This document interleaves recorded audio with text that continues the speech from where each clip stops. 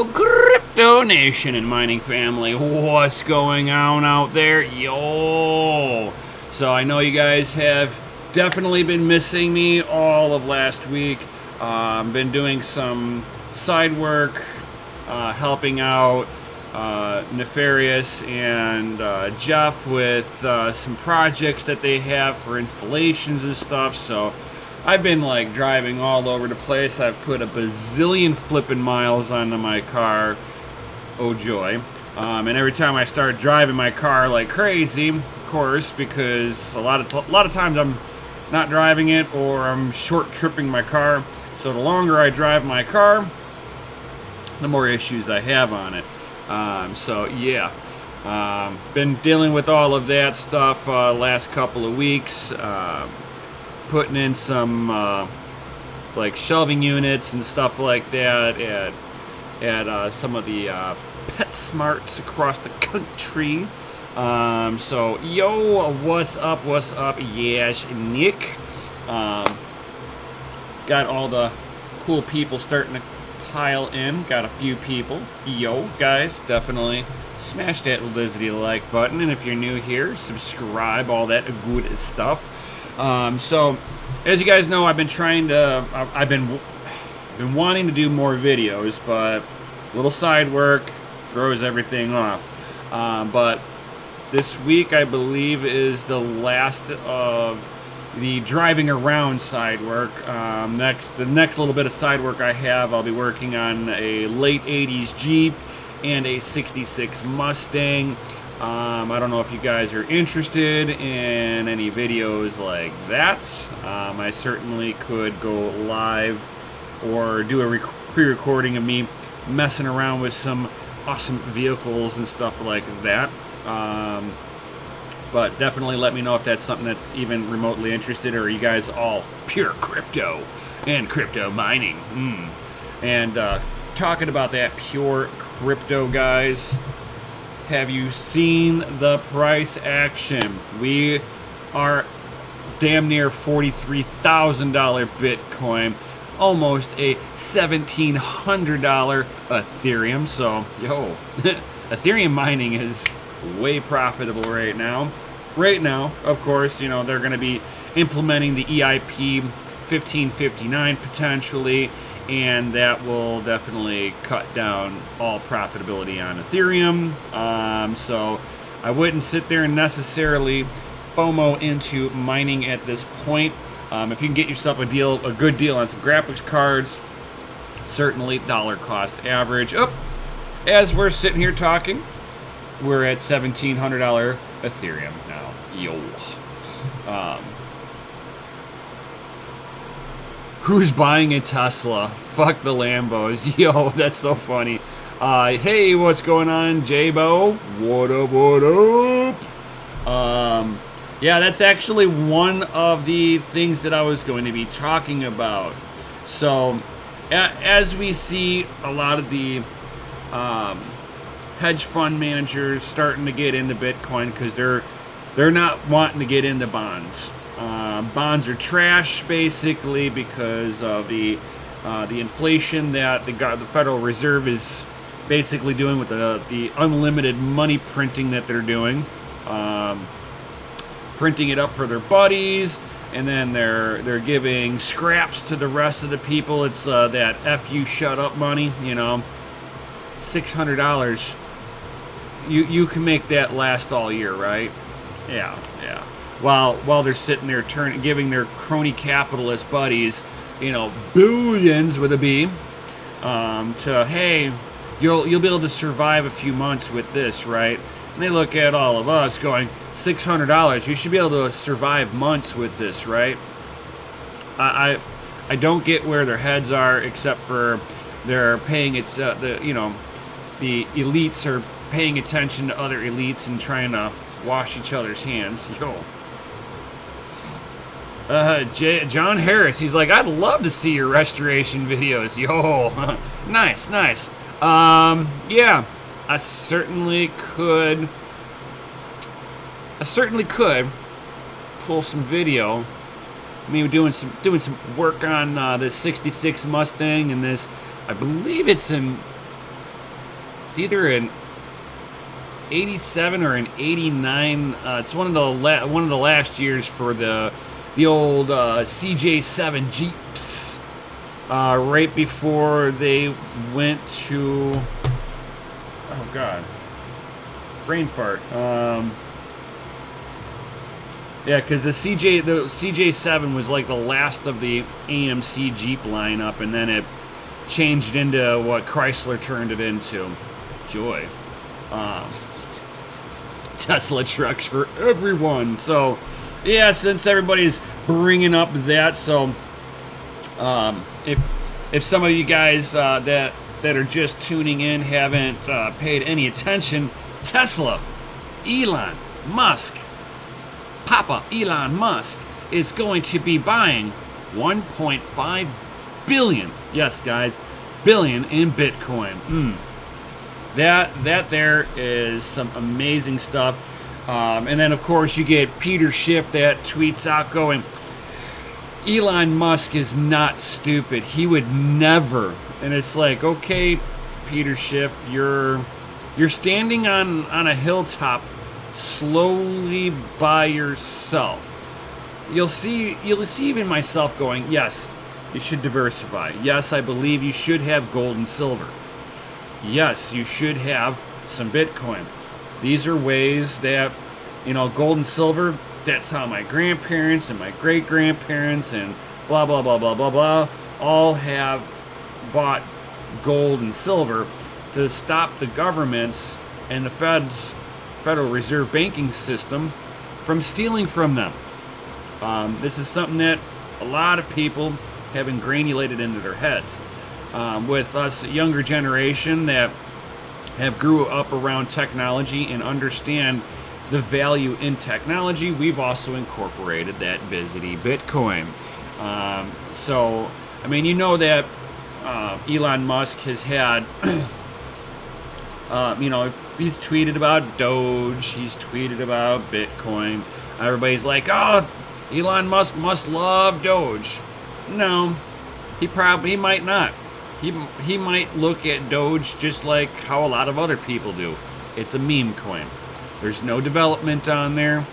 There's not much going on with Doge other than you got a bunch of people pumping it. Doge to $1. Remember that, guys. Doge to $1. Unknown. Yeah, you can kind of look at it as Bitcoin is our gold. Ethereum and Litecoin is our silver. Yes, I'll agree with that. Or you can look at Litecoin as the silver and Ethereum as being the product that facilitates the payment structure behind Bitcoin and Litecoin. So, I mean, it kind of depends on how you want to look at the market.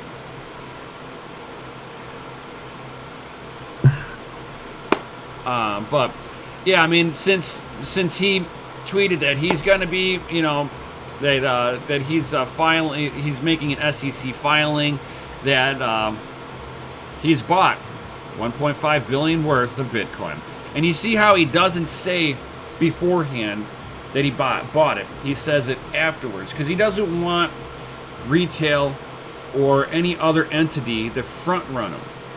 So you don't want somebody to buy up all the Bitcoin and push the price up on you right before you're going to buy in. You're going to want to buy in at a target as low as you possibly can get it, and then then let everybody know, hey, look, I bought Bitcoin. And then now you're watching the rest of the retail going, Elon Musk bought Bitcoin, I've got to buy more. And now you watch the pump because we were at 38,000. Right around there. Oh, thank you, Chump Change. Yo, this is something that the wife got me. I love skulls. Oh, I absolutely love skulls. If I can get a graphics card that had a skull already on there, like if Power Color would do a Red Devil with a skull on it, I would probably try to buy it. I'm just saying. Rock and roll, you love skulls too. Yo. This is kind of like a representation of the zombie economy that we live in. It's dead. They just don't know it yet.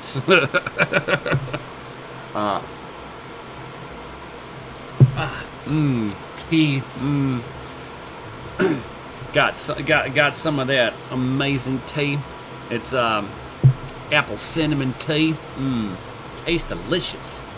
But so we're gonna start seeing some of these other companies. We're seeing, Michael Saylor with MicroStrategy buying, all in on Bitcoin. We see a few other players trying to front run in with him. You got Squarespace, you got Cash App, Venmo, you got all these little companies that are taking interest in. And then you've got Michael Saylor that's doing talks with 1,500 other fucking businesses to try to talk to them about the glorious Bizity Bitcoin, which, is going to be you're just watching the corporate side now walking in, thinking that, oh, look, we're smart. We're smarter than retail. Retail's been here for 12 years. So, corporate, you can suck it. Oh, nice. Yeah, that would be kind of cool to have a nice, Harley, especially like an old knucklehead Harley with a skull job on it. Love it. But Tesla also had said that they will be accepting Bitcoin payments for its products. So we are now seeing another big tech industry, big car manufacturer accepting Bitcoin directly. Now, I'm curious if it's going to be a direct thing. Like, are they going to take it and hold it into their company assets, or is it going to be like PayPal or Newegg, where you can use it as a payment structure, but what they're selling the Bitcoin right then and there. You're getting market value for it right then and there, and the receiver of the payment never sees Bitcoin. They only see cash. Has Tesla figured out a way to be able to add Bitcoin to their balance sheets? That would be something that I would like to actually know. That would be more of an interest to me, because like, if Elon Musk himself is just investing in 1.5 billion into Bitcoin, is that representative of what Elon Musk himself is doing? And he's just front running it behind the company. Just curiosity at that point. Tesla's move into Bitcoin represents an investment of a significant percentage of their cash in investment. The company has had more than 19 billion in cash and equivalents on hand at the end of 2020, according to their most recent filing. The move raises questions around Elon Musk's recent behavior on Twitter too, where he just tweets a little bit about Dogecoin. He puts Bitcoin in his description of his crypto Twitter. So I mean, yeah, it's like you wonder where this billionaire's thoughts are really on this. He also tweeted adding the hashtag Bitcoin to his bio. That's what I was saying. Now, adding Bitcoin to his bio. And that basically it did push the price of Bitcoin up like 20% like a couple of days later, especially on that Dogecoin. So Bitcoin's price, surges high today, reaching a price up to like a little over $44,000. So we put in a new all-time high. What's going on? Bretton Matthews, what's up? So Musk ultimately settled with the SEC, and he was forced to give up his role as the chairman of the company's board and pay a $20 million fine. So, I mean, Musk has gotten himself into trouble in the past few weeks, but it's unclear about how this applies to his tweets about cryptocurrency. Most notably, the SEC charged Musk with fraud in 2018 for his tweets about the company private at $420 a share. He was forced to give up his role as the chairman of the board, pay a $20 million fine on top of another $20 million fine for the company itself. So he got fined $20 million and the company for $20, so it's $40 million in fines. That's the cost of doing business to the most wealthy people at the top. But I would say that some of this pump that we have been seeing is partly due to his little tweet. So that would be my suspicion on there, is that you get the right people talking about it, and Bitcoin goes on a tear. You get the right person talking bad about it, Bitcoin will drop 30% overnight. It's like, SEC's coming down on it, they're going to ban it, and then you see a sell-off. It's stupid stuff like that. That's how you can tell we're still early day, that emotions run high in all of this, that just one single tweet can influence the price one way or another. Yo, what's up, Crypto Mikkel? Yo, Yashnik's like Pampit. Moon it. Yes. FA. Oh yeah. It's all FA. Because all you guys are rated F for fucking awesome. So, definitely, mining has been absolutely amazing. And that kind of brings me into the next little subject. Guys, I will say it and say it again and over and over and over and over and over and over and over again. Don't mine on a laptop. That's how you burn up your laptop. That's how you burn up, that's how you start a fire too. Because the equipment is just not made to go under load like this. Rob, FRC, laptop mining, yeah.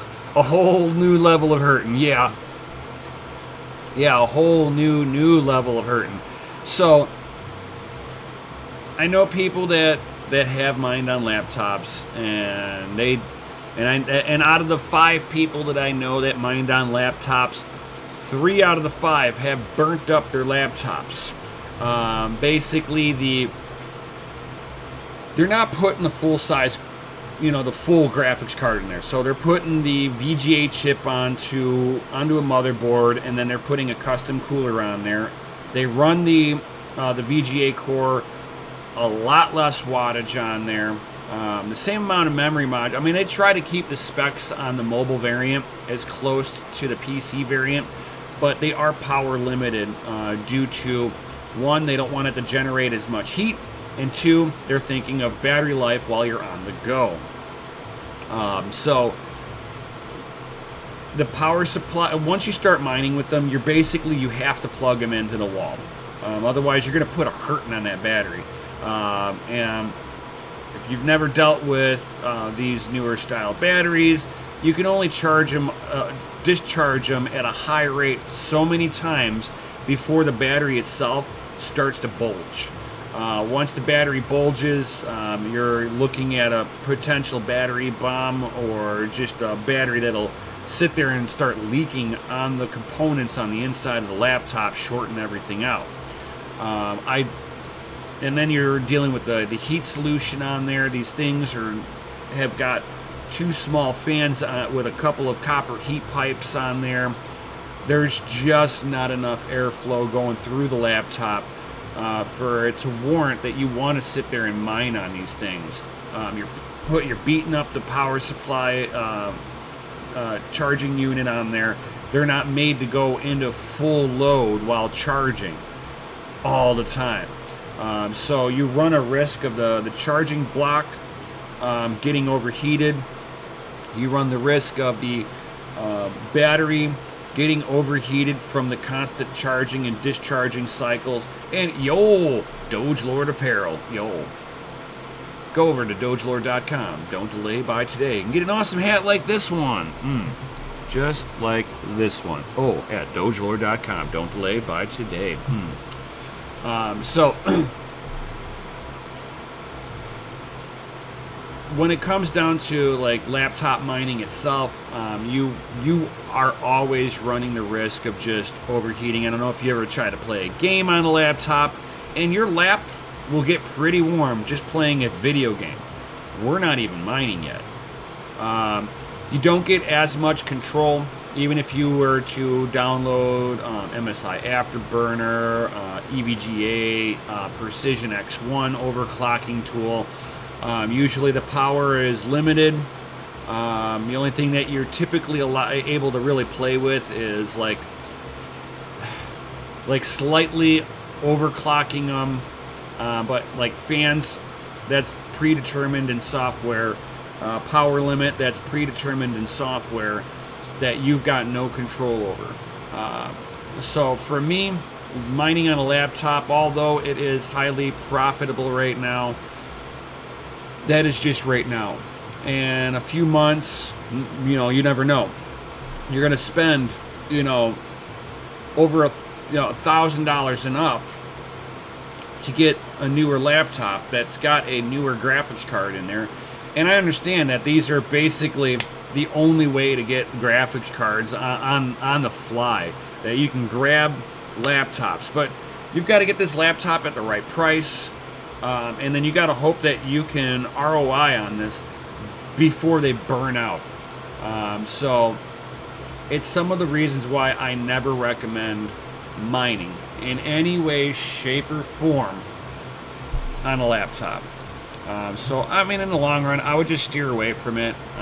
It's not worth it unless you're able to get them for, $300-400, and you're getting a 3060 Ti or a 3080 mobile variant in there, and you're getting it for next to nothing. Sure. I mean, considering that the one that was reported, that some people know about it. The person was mining at a Starbucks, so free power. I'll give him that. But after running it for like 2 hours with a 3060 Ti graphics card in there, mobile variant, of course. So you're probably looking at like a 3060 non-Ti performance on there. He basically mined about 90 cents in 2 hours. Is that really worth it? If he's got no power cost on it, so sure, in one hand, yeah, go for it. But in the other hand, no way. These laptops are going to be going between $1,000 and $2,000, and if you're making, let's say, $1 every 2 hours, so you're making 12, let's say you're making $1 every 2 hours. That's $12 a day. That's if you leave it plugged in at a Starbucks, where it's free power for you, which you're not going to be able to do. Your ROI time on that is just a lot for what you're mining, and if you're able to mine that, you might as well just try to get your hands on a regular PC graphics card. Run it that way. This way you can get a proper cooling solution on here, guys. That I can't say how many things are wrong with mining with a laptop. Just don't do it, people. Please. Please. And then, of course, some people have been waiting for this. The 3060 non-Ti with 12 gigabytes of GDDR6 memory modules. Yo.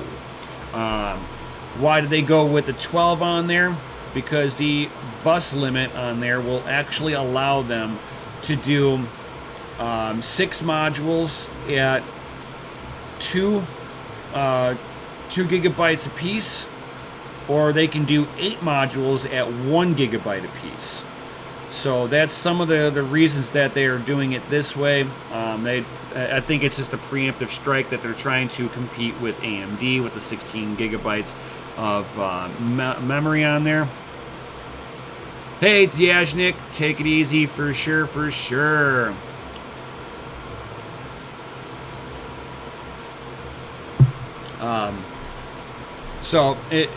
There are a few differences between the TI and the non-TI variant. Of course, the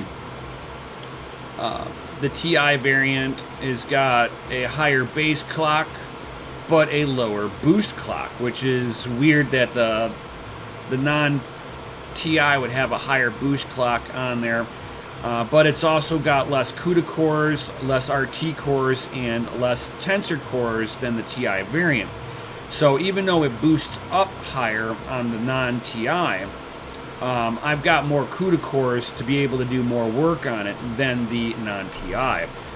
So core-wise, I should have, just a little bit of a higher bump on it. That's to be expected. It's going to be the same GDDR6 memory modules on there. The memory clock on there will be a little bit higher on the 3060 non-TI, just because it's got a little bit more memory on there. So we're 14 gigabytes per second on the memory clock for the TI, and then 15 gigabytes per second on the non-TI. The bus width on the TI is 256, so it actually gives the TI variant a little bit more of a headroom than the 192-bit bus width on the memory. The bus widths make the difference of how fast your memory is going to communicate. So the TI's memory will communicate much faster. It's some of the reasons why I think the TI will. Well, I already know the TIs can hit between 61 and 63 megahash per second on Ethereum. I don't think we're going to see that high of a bump on the 3060 non-TI. Savage Mind thinks that we'll see somewhere in the mid to high 40 megahash per second range. I think depending on the AIB partner card, we'll see anywhere from, I want to say, 48 megahash, which would put that into the performance level of a 1080 Ti, all the way up to a 55 megahash a second, which will put you into the 5700 series hash rate right there. Power wise, I know that the TI variant, I can get them down to 120 watts at the 63 megahash. I'm thinking that the non-TI, I could probably get that like right around 100, 110. But if I get it down to the 100, I'm going to suspect that the hash rate should be right around that 45 to 50 megahash a second on Ethereum. That would be my guesstimate on it. But yeah, I mean the what they're going to be doing on for the one of the generations that are going to come out, or not the generations, one of the AIB partners like PNY, they're going to be coming out with like a micro card, and these things are going to be a little weird. I'm not sure if this is something that I would want to go get my hands on. It's an interesting single fan card. If you got enough static pressure on for the fan, yes, I believe you can keep these things cool enough. These things are going to have a little bit of a different rating on there, so it's going to have a lot of the same ratings that the regular 3060s have. With the CUDA cores, the ROMs, TMU, but the base clock is going to be a little different. Memory clock is going to be down to the TI status, so it's going to be at 14 gigabytes per second. I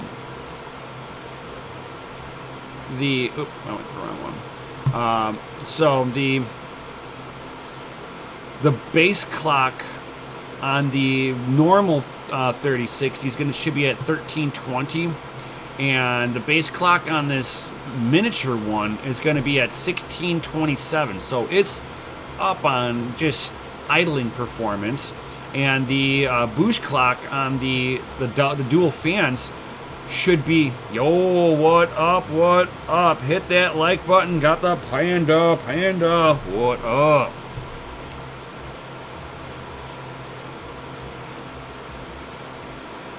Felix Quintana, looks like a bad trade-off for the miners, good for gamers. Yes and no. I don't think that having all the sup man, how are you? I'm doing just a peachy panda. Yo.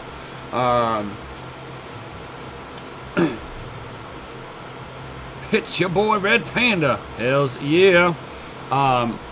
So this little miniature one seems like, you know, I would love to see where the hash rate on this one would be, considering that the memory clock is a little slower on this particular one. Would this card be able to gain that back by putting a water block on there?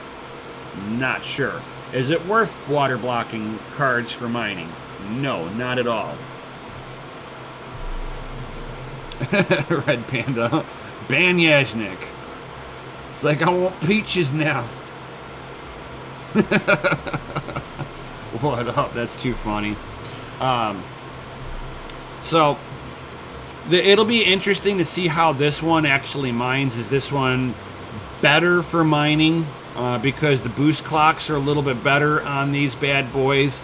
Or is the memory going to thermal throttle itself a little bit further, and these cards will mine in the lower 40 range, where it'll be closer to like a 1080 non-TI, but with, like, you know, using a fraction of the power. So these are going to be super efficient for what they are, but I don't think they're going to have like this spectacular hash rate going forward with all of this.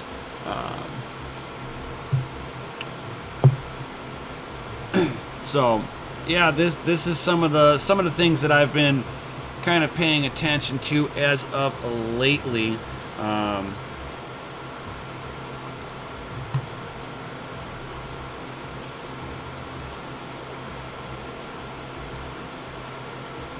So, anybody got any kind of questions about these new cards coming out? Something that I might be able to answer for you.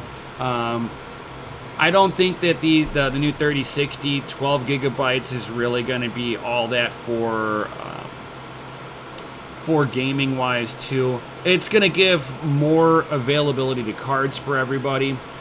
So hopefully these cards coming out won't add to a GPU shortage. I'm hoping this helps it. Gives people a cheaper option to be able to get the new architectures into their PCs.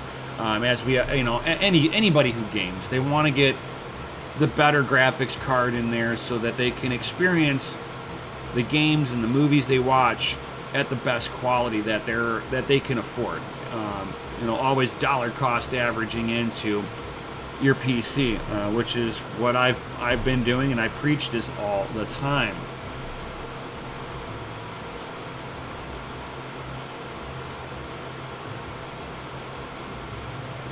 John Harris, Nice Hash has crashed in Europe. Is it the same in the USA? John, I do not use Nice Hash. I've tested on it in the past, but I just download the miner directly and mine from my PC with, like, you know, Phoenix Miner, Team Red Miner, T-Rex, depending on what cards I have in here. Otherwise, I mine with Simple Miner OS and Hive OS. So I have no idea if it has actually crashed. And if you've got nice hash rolling on your miner itself, sometimes the dash, like the website, will have an issue, but you're still mining.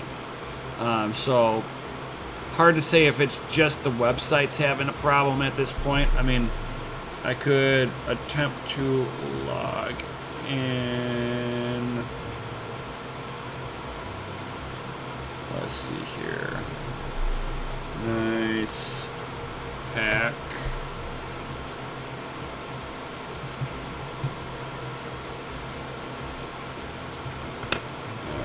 And I have to put in my authenticator.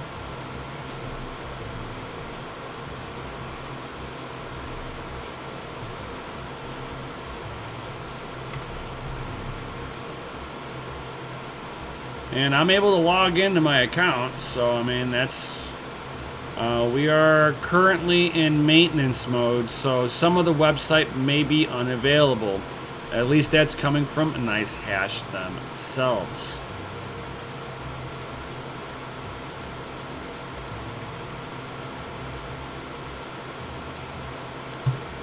Yeah, I mean whatever is easiest, Rob FRC.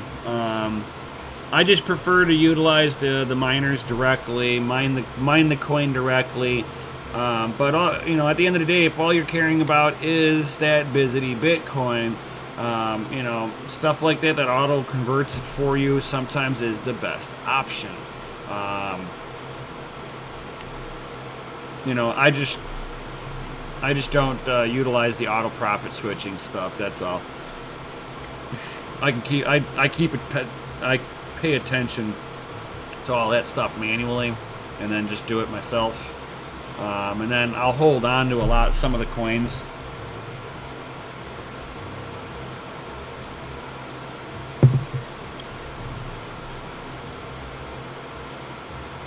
I only use one click for auto convert. Nice, for sure.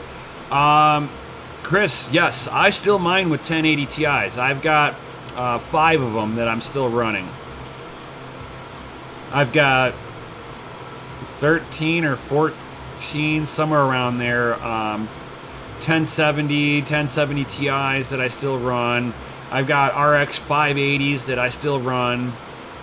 So just because it's older hardware doesn't mean that it's bad, unless it's taking a major hit on hash rate, like you'll see with the 4 gigabyte cards. If you got a 4 gigabyte card and you're trying to mine Ethereum, you know, you might want to sit there and think about updating, you know, selling off those cards and then updating. And I got somebody that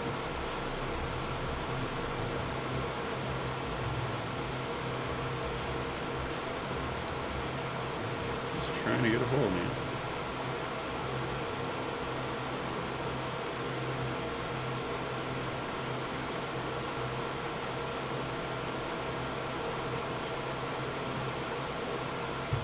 Alright, so.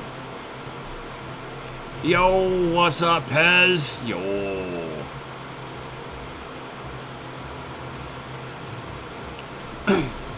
And, yes, some other updates. I found a nice little chunk of aluminum. I am going to, this week, I'm going to take apart my MSI Gaming Trio 3080 because that fucker is thermal throttling from hell and back again. I got a few people talking. Jabo, I use Awesome Miner in Windows and Hive OS. They said that Awesome Miner will work with Linux, but not able to get it to work to date. Yeah, as far as I know, Awesome Miner is only available on Windows. I don't know if they actually implemented a Linux distribution of it.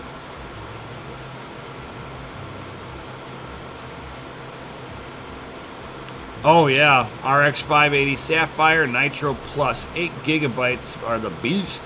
33.4 megahash at 83 watts. Nice.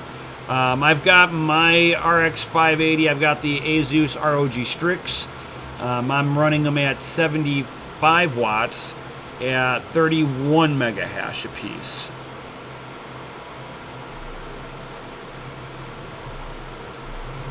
So yeah, was should be I mean, you're doing damn good if you're getting 33.4. I had a couple of Sapphire Nitro Pluses also, and I was getting 32 and a half at like 90 watts. So, but I wasn't like, I didn't have them for a whole long time.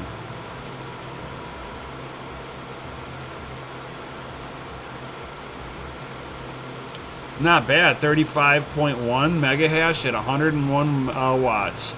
Nice. That's what I'm talking about. But as I was saying, the my 3080 MSI Sapphire, looking at the Sapphire, MSI Gaming Trio, it will not ramp up past 202 watts. She just stays right at 202, 203 watts. Mine's at 93 mega hash. I think that if I pull the cooler off, which I plan on doing this week, I'm going to try replacing the thermal pads first and put new thermal paste on. If that does not make any difference, I'm going to lap this, which is I'll take my flat glass here, tape on some sandpaper onto this, and put that back over here, and then I will basically rub this thing on there flat. This way I can true up and make sure there's no imperfections in this, and then I'm going to put a piece of sandpaper onto this, and if I've got to, I will lap the VGA core on my 3080, the MSI Gaming Trio. Some people have noticed, especially in the extreme overclocking world, that the etched lettering that's on the VGA core that NVIDIA has etched in lettering that is raised. So if I'm raising the etching up a little too high and it's not flat enough, then I can effectively not get the cooler close enough to the VGA. You don't want a thick amount of thermal paste on the VGA to the cooler.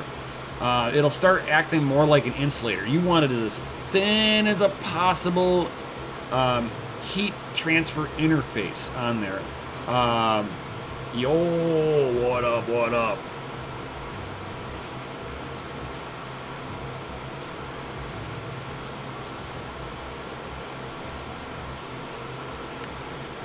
Yeah, and Nice Hash was supposed to, Jabo, even Nice Hash was supposed to have a standalone OS that you're able to put onto a USB and plug into the rig, and it's never come to fruition. I want to say there's been a couple of them that are out there that are like, oh yeah, we're gonna have our own Linux distribution, and yeah, they like partly made it and didn't finish it, or it's super confusing to utilize and not worth it, all that good stuff.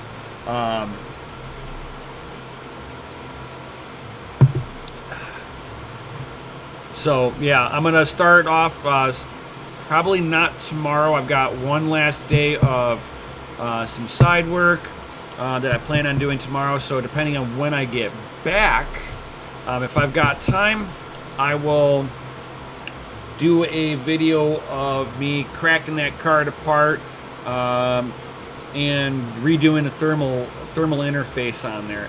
Is that something that you guys would want to watch live? Or would you want, because like if I do it live, I can go through and do explanation on the card, what you're looking at, power delivery, all that good stuff, do a PCB breakdown. Hey Rob, yes please, yes, gunny stuff and things, FA, yes. So okay, FA live all day. Yes. All right, cool. So I will probably. It's like, come on, dude. Of course.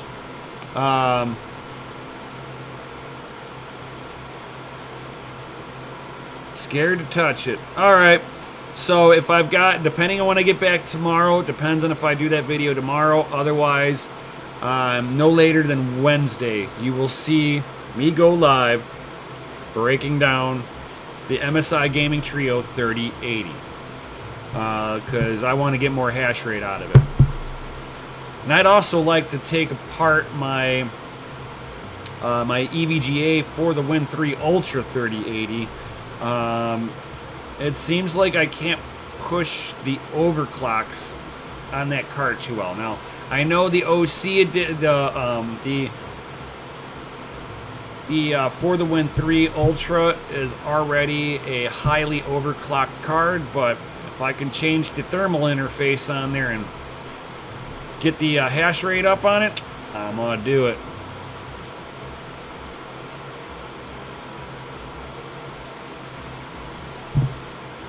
Jealous, you want one of those 3060, 3070s, no 3080s though. Hey, what's up, Deadwood? Yeah, I've got two 3060 Ti's sitting right here. One is the Asus ROG Strix. The other one is an MSI Gaming Trio, so I definitely want to see if I can increase on my 3080s. They do get kind of hot. I don't know how well the thermal interface is between the PCB and the back plate on there. So, yeah, I'm not really, I like the performance of these 3000 series graphics cards, but their cooling solution is absolutely inadequate for most of them. Even the 3090 that I have, the thermals on it are garbage.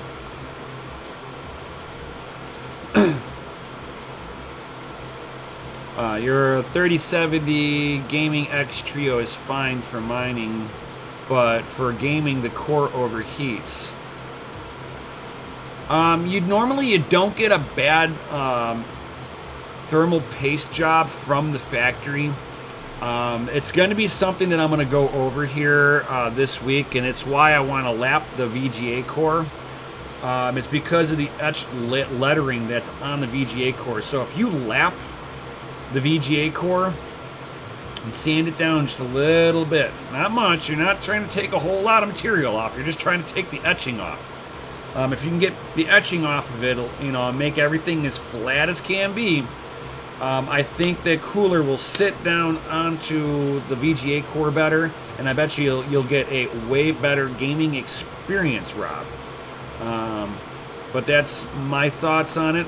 And if they're using old thermal pads that don't have as many watts per meter Kelvin on there, you're going to want to put a better thermal pad on there too.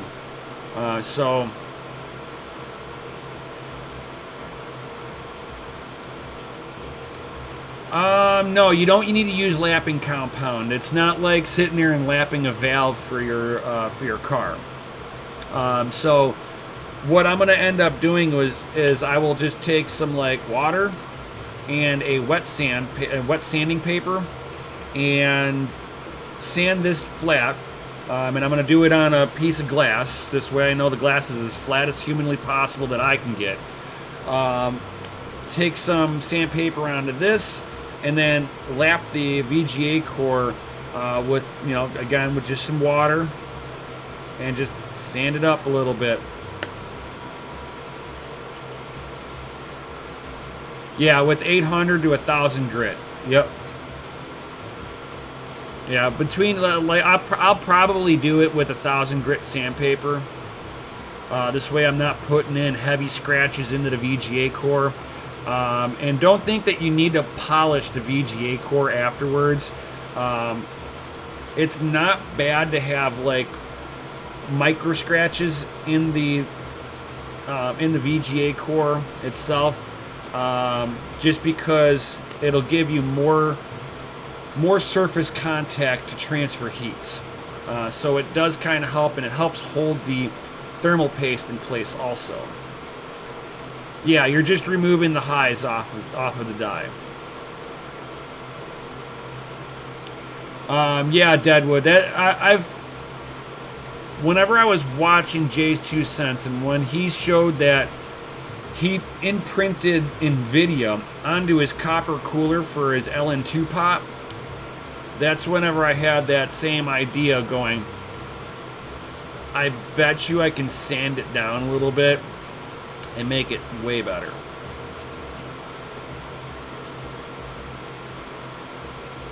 Yeah, made a huge difference. Yeah, I bet. What up, last piece to the puzzle? Yo!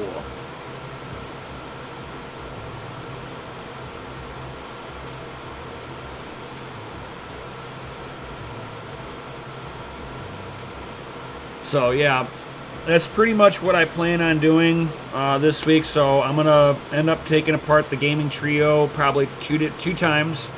One to just re-thermal paste it all, and then the second one will be to lap it. So whenever I pull it apart the first time, I'm gonna find out if this is too big, if I've got to cut down this little bit of aluminum. If I do, cool, I'll make it fit. It doesn't need to be that big. I just got to get it in there enough to fit in between all the power modules and be able to sand it.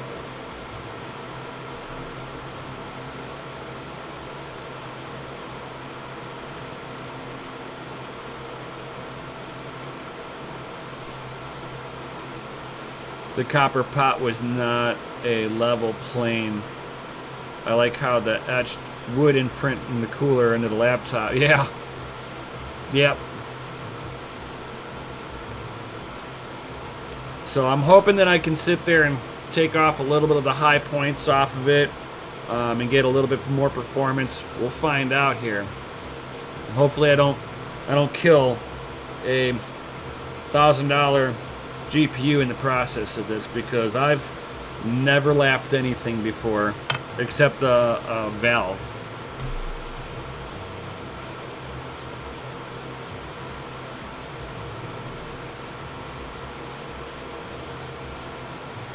Oh, we're at $43,000 now?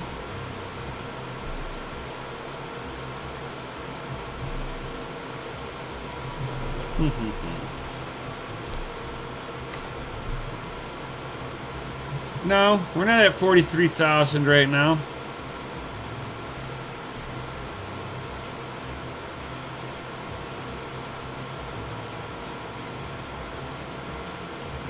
Yep, we're still at 42,786. We did spike to 44,000, just a little over 44,000. What up, pocket change? Got chump change and pocket change in the house. Yo, what's up, people?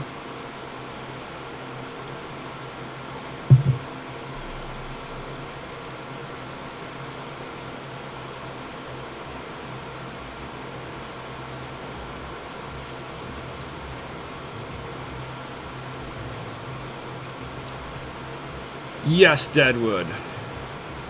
That is true. Lapping the cooler in a GPU is a wild little trick. Just make sure to rotate while lapping. 5 passes, rotate 90 degrees. 5 laps, rotate 90 degrees. Prevents an inclined plane. Yes, I will agree with that.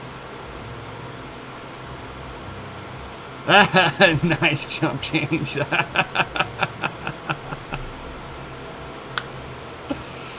Nice, you guys rock.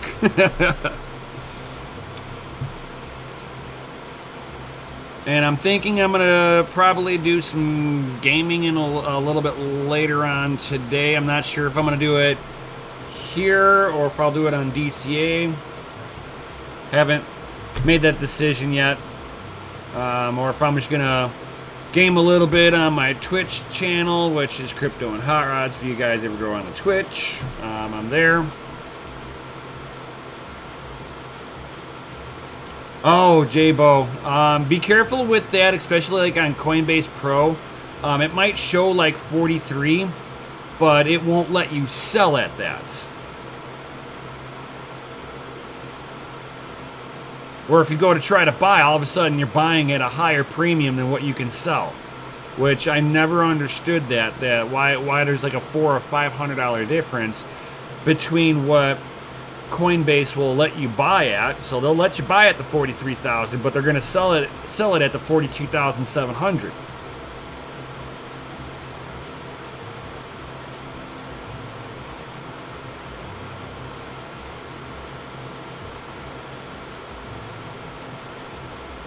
Oh yes, Deadwood. I use the MX4 Arctic compound, or I'll use Thermal Grizzly, the Hydronaut. This way it's non-conductive. Or I'll use the Arctic thermal pads, or I'll use the Thermal Grizzly -8 pads. Or if I can get my hands on them, the Fuji pads, but they're hard to get your hands on in all the little different sizes you're going to want. But those will be like the Fuji pads will be the best ones out there, because that's like 13.2 watts per meter Kelvin, something like that. Where the -8 pads are like 11 watts per meter Kelvin, and then the Arctic pads are 6.5 watts per meter Kelvin, and then the stock thermal pads are 5.5 watts per meter Kelvin, or like between 4.5 and 5.5, depending on which version the AIB or one of the board partners or whoever is making them.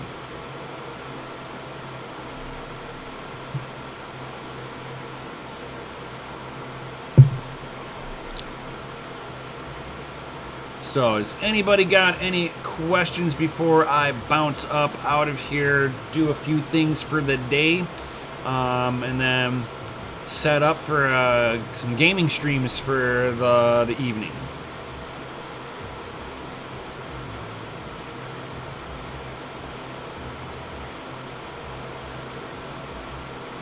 Any questions whatsoever before I bounce up out of here?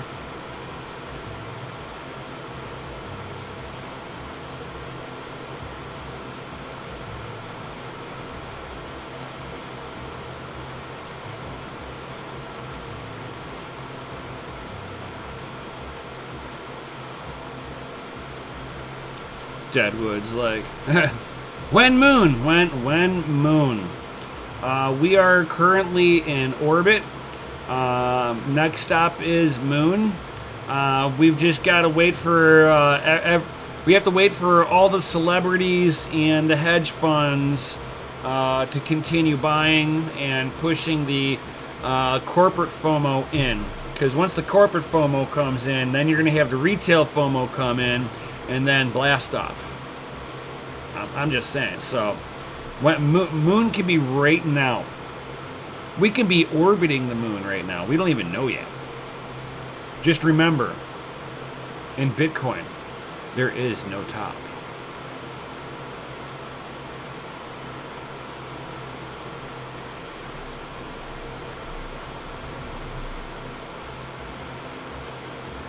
Yeah, they want to ride it since they crapped Robinhood. Yeah, exactly.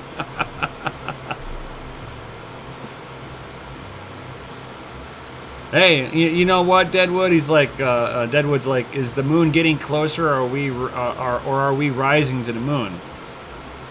What if the government's just printing the ladder of dirty fiat to the moon for us? What happens if the government is pushing us to the moon and they're doing it on purpose? Just let that sink in. Whoa.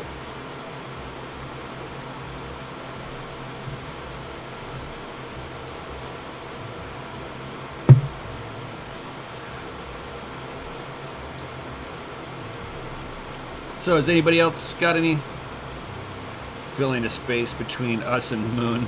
You know it.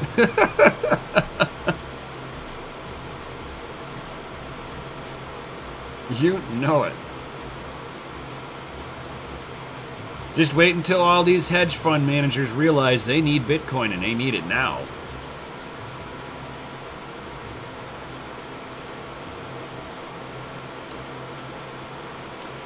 No, they're trying to dump the world's debt into the working class's pocket, going, here, this is our gift to you hardworking people that have built the world's economy on your blood, sweat, and tears. You deserve all the debt.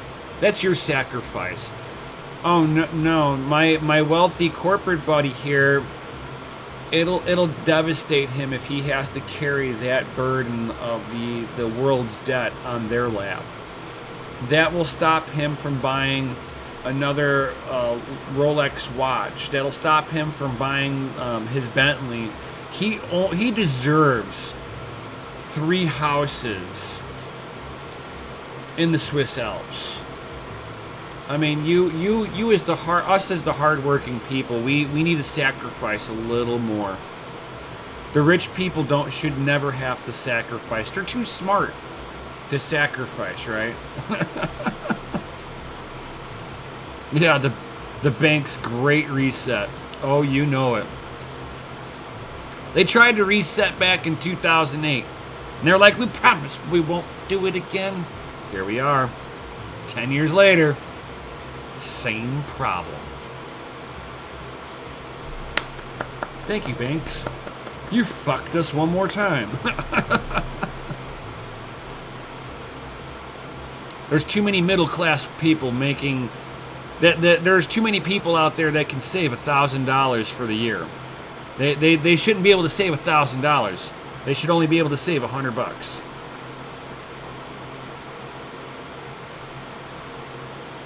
Yeah, they did. They absolutely did.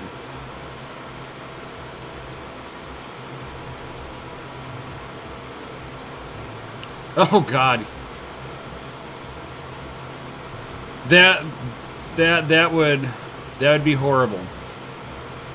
The economic forum intent is to allow the banks to take over, where they promise to absolve all debts. Yeah, they're going to absolve all of their debts, but the world is still going to have their debt.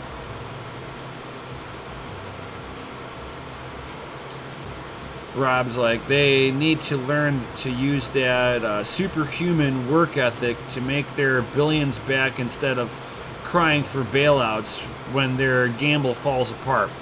Yes, 100%. Just like GameStop. You know, you got all these hedge funds that went ahead and, we're losing money. Oh my God. Oh, it's like, if you're going to short it, then somebody can sit there and do a short squeeze. This is part of your gambling. If you're going to gamble on the short it, then you've got to be careful if somebody's going to sit there and go long and yank that price up. Not that we made a mistake. We thought it was going to keep going down because GameStop has no business, so they shouldn't be making money over here. No.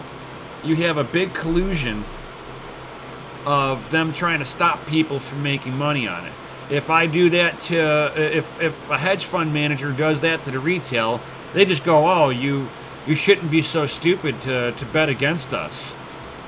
Now we bet against them and win, and they're like, oh, this is market manipulation, this ain't right, we're the smart ones. Fuck those hedge fund managers. Yes, Gandhi, debt jubilee incoming, most certainly. But the problem with the debt jubilee is that in order for that to happen, the government has to come in and buy everything. That means you, as an American citizen, will not be able to own anything at all. The only way the government can absolve all debts is they have to own everything in its country. All the land, all the houses, all the businesses. All economic growth has to be owned by the government for the government to absolve all debts. Otherwise, it just doesn't work.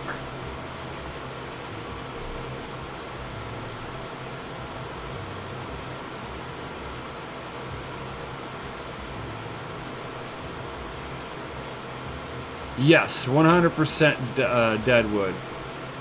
Easy to resolve debts when you lose your borders, and you've got 7 superpowers that are controlling the world.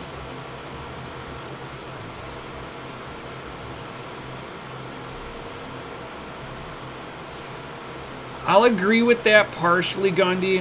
If every American bought 4 ounces of silver, they would bankrupt the banks with the biggest the silver short squeeze. The problem is the paper market, and that I hope that they do not, that they're trying to launch on Ethereum, and they have launched with Bitcoin. The paper trading allows 4 or 5 people to own Bitcoin that they will never take physical control of. So you have this artificial price suppression because of the paper market. That is the worst product that the government has allowed onto stock shareholders to just wreck people. And that's why, you got Max Kaiser that calls it the casino gulag, because there's such heavy price manipulation. There is no real price discovery, because all stock markets always go up, always.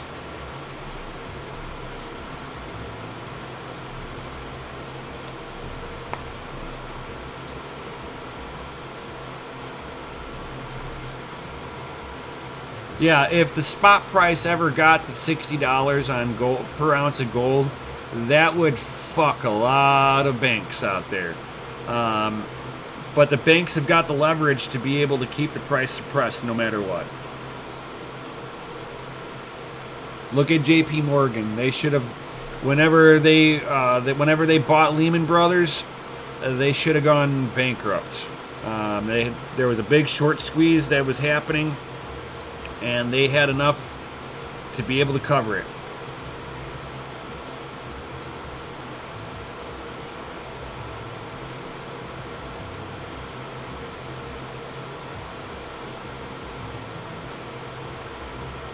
Yeah, China owns way too much of the U.S. That is true, Deadwood.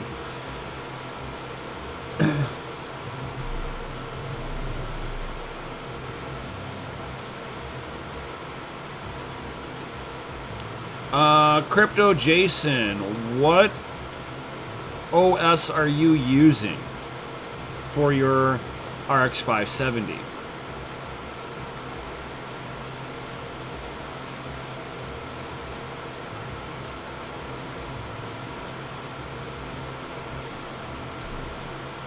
Are you using Windows? Are you using...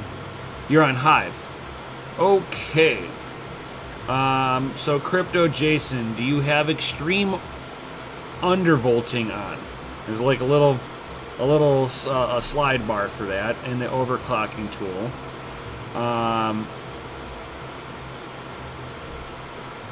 You should be able to get the memory voltage right around 850 millivolts.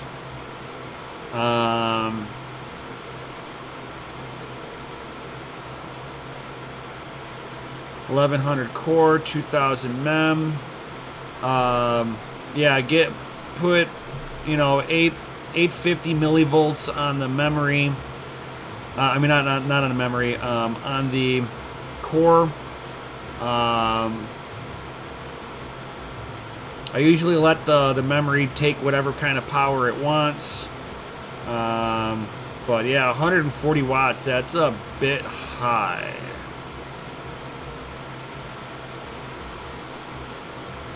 That'll also cause the card to run pretty hot too.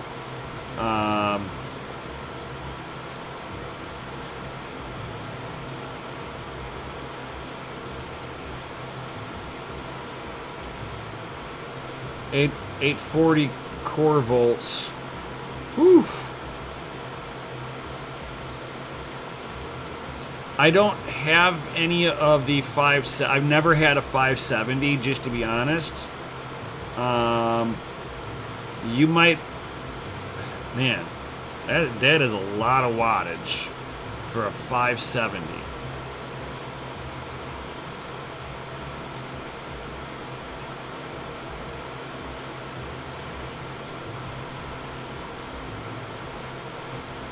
I wonder if you can sit there and set the wattage down a little bit.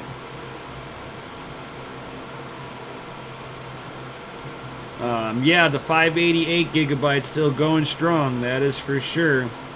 My 580s, I've got 1130 on the core, 850 millivolts, anywhere from 1900 to 2200 on the MEM, 60% fan, extreme undervolting.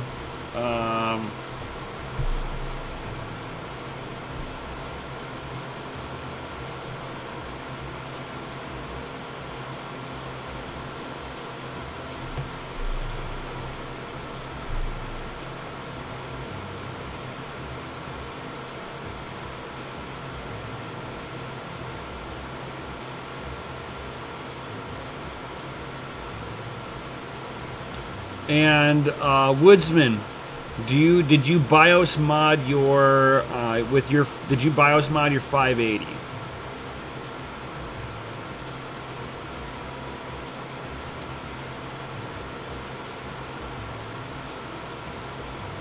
Can PBE change the...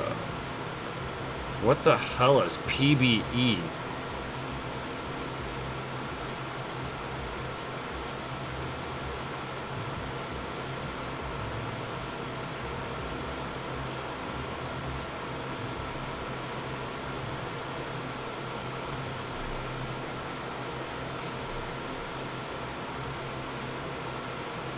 And Woodsman, if you've got it,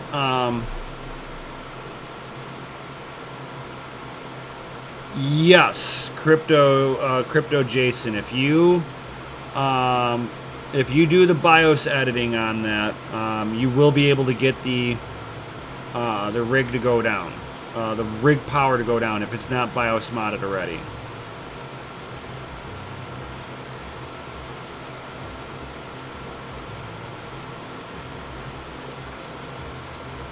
But you said that you've already BIOS modded it, but I know Crypto Mikkel had an issue with his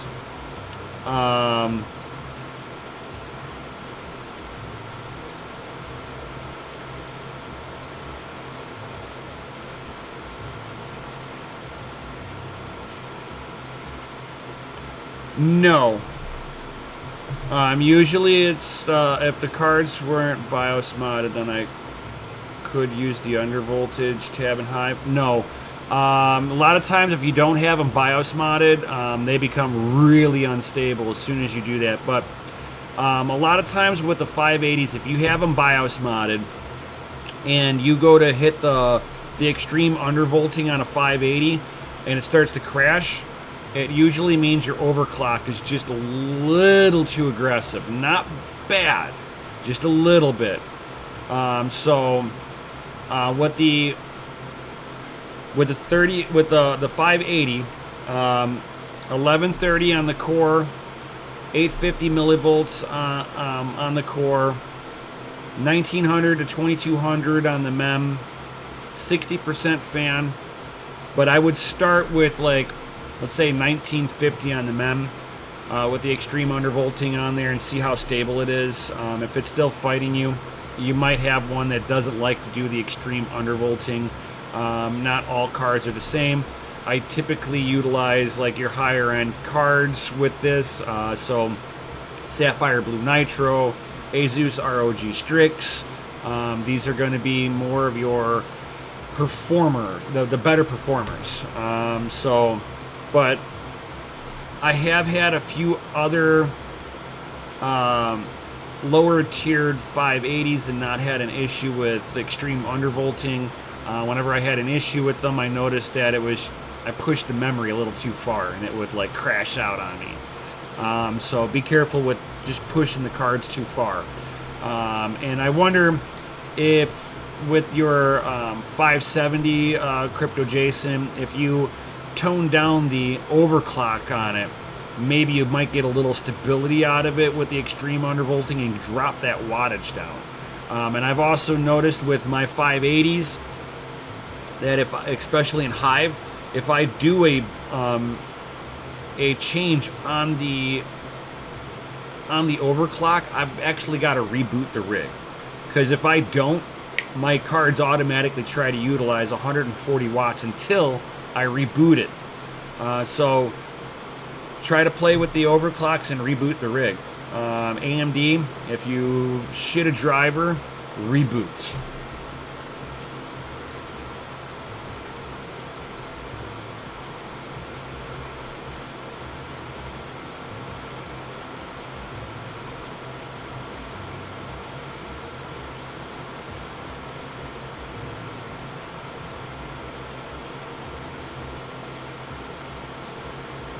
No, in Hive, my 580 shows 75 watts.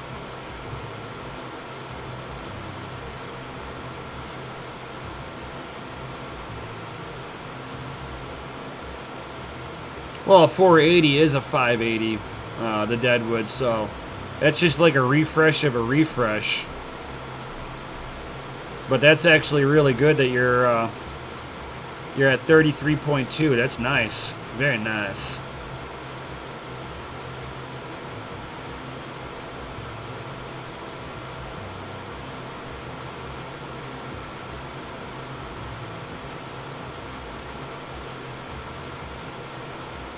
Anybody else got any other questions before I pop up off of here? Polish me poo, I do.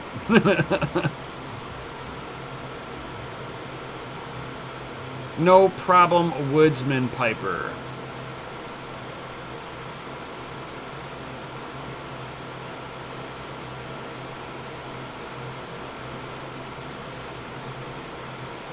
So does anybody got any other questions before I slide out of here? What's for dinner? Don't know, that's too far away. I know I'll be gaming a little bit later on today.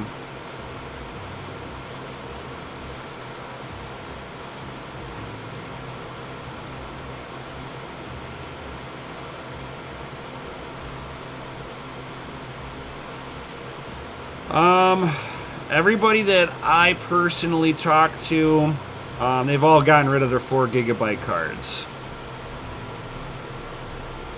But you should be able to get anywhere from 16 to 20 mega hash on the 4 gigabytes now, because the DAG file's too big and they're in zombie mode.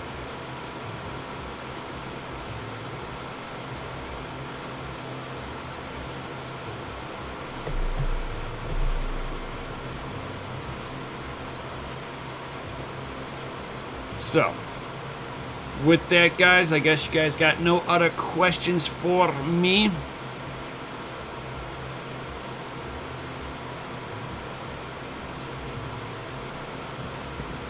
So, I think I'm going to cut it off here. And I'm going to do a few things around the house. This way it looked like I tried to clean and stuff like that around here.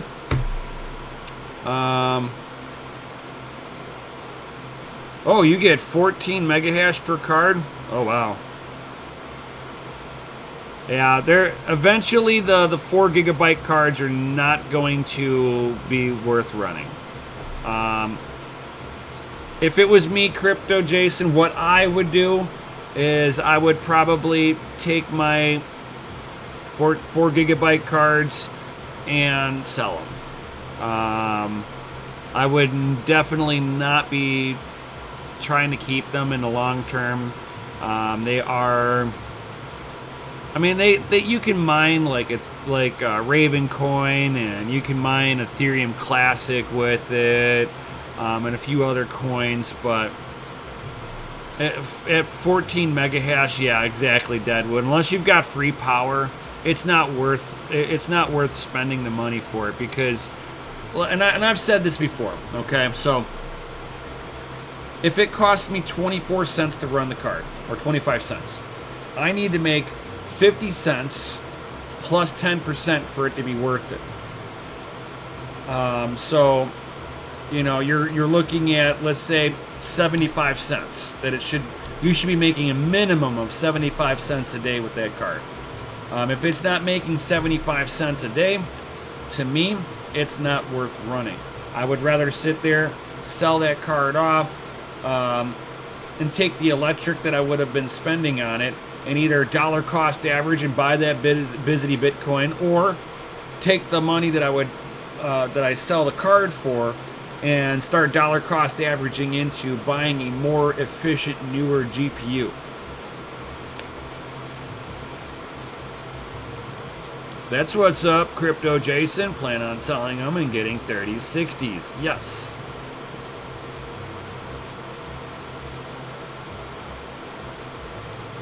Yeah, you can look at Craigslist for an idea of the market. You can go on to eBay, see what they're being listed there.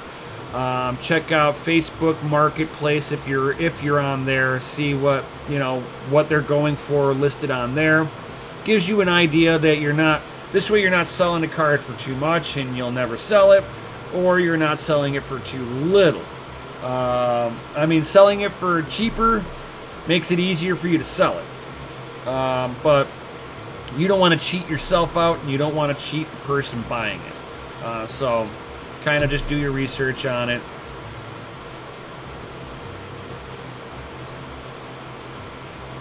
Yeah, for sure. Hell, even just selling the 4 gigabyte stuff off now, and getting some like 1070s, getting 5600s, 5700s. You might be a generation or two behind, but at least they have more of a future for mining. Not as efficient as the 6000 or the 3000 series, but still formidable hash rate. That's not bad.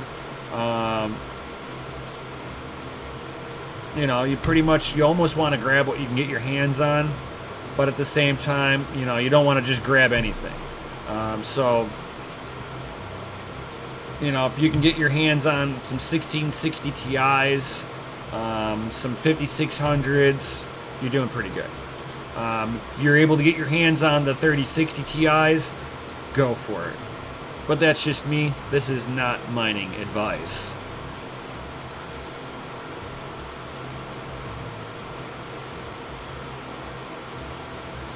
If you're comparing them to Ethereum, nothing compared to Ethereum is as profitable as Ethereum.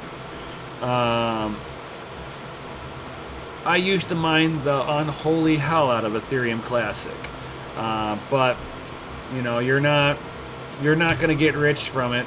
You're going to make satoshis. So as long as you're making double the electric plus 10%, to me, it's worth mining.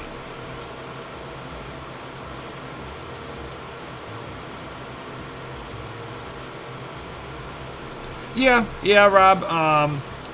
Raven is still profitable. It's not as juicy, but it's still profitable. I will ride out the Ethereum hype train until Ethereum goes to proof of staking and fucks over all the miners.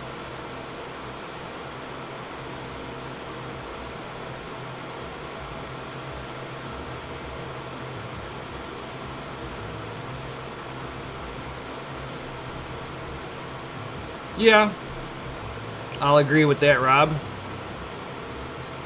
Kapow was a quarter of what ETH is paying out now, but still projected higher than ETH was doing for you 3 to 4 months ago. Depending on what cards you got, for sure.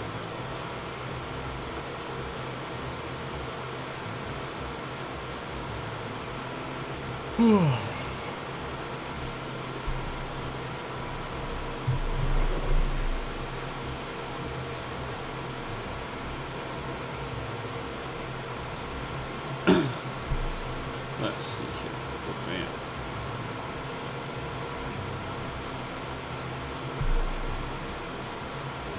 There we go.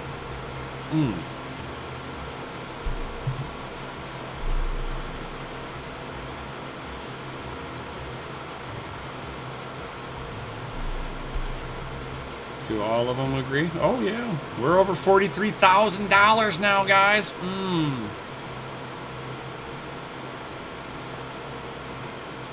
Doge is at 7 cents.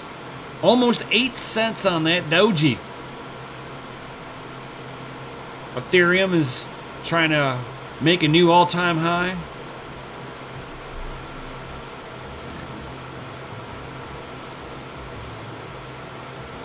So anybody else got any other questions for me? Otherwise, I'm out of here. Been streaming for almost an hour and a half with all of you awesome people. And definitely, guys, smash that Lizzie like button, subscribe, hit the bell notification if you're new here. All that good stuff, guys. And if you guys are looking for... I'm starting to put together some affiliate links. So if you guys are ever looking for power supplies, I have an affiliate link with Parallel Miner where you can get all your power supply needs from there. They've got the breakout boards. They've got the like a regular server. They're server grade power supplies that are 95% efficient. They've got the breakout boards to be able to hook them into your motherboard and into the GPUs with the risers. So they've got different power solutions for all of your needs. So definitely check them out. Like I said, I have a affiliate link down below in the description. So if you guys are looking for it, I don't get much off of the sale, but it certainly helps out if you guys are looking for power supplies and you're looking for good power supplies without spending an arm and a leg. Because getting regular PC power supplies, you're going to be $200-300 on a power supply, where I can get a 1200 watt server grade power supply for around $100. So if you're trying to be effective with the money you are spending, this is a great way to do it. The power supplies can be used on ASICs, FPGAs, and regular computers. So definitely check them out. Links down below. Small little shill, but it's just an affiliate link. It's not like they're sponsoring me or anything like that. So just trying to put together places on which you guys can basically, if you're going to shop and you know you're already going to buy one, use the links. I'm going to try to get affiliate links with everybody. Newegg, Amazon if I can, GPU risers and stuff like that. I'm going to try to get a whole bunch of them. I'm going to start working on that in the next couple of weeks, see how many of them I can get together. And it's not like I'm saving you guys like all this money, but it's certainly, if you're going to be purchasing this no matter what, use my affiliate links. Helps me out. Gives a little kickback to the channel. Helps me grab equipment so that I can continue doing testing for all of you awesome people out there. With that, thank you, Gundy. You the man, GPU Jesus. Thanks for the streams. For sure. Definitely, either be tomorrow or Wednesday, I'll do the teardown on my MSI Gaming Trio 3080. See if we can fix the thermal conditions that thing now has. I'd also like to take apart my EVGA for the Win 3 Ultra 3080 because it won't let me do my aggressive overclocking on there. I don't know if like the MEMS having an issue. I'm like down 2 mega hash right now on that card, so I'd be really curious to see the condition of their thermal solution on there, see if I'm getting any of the oily residue on the card at this point. It's been mining for a couple of months. Let's see what kind of carnage is on the inside of that. So I'll be doing that this week, so stay tuned for that, and I guess I'll catch you all on the next one. Peace, guys. Yo.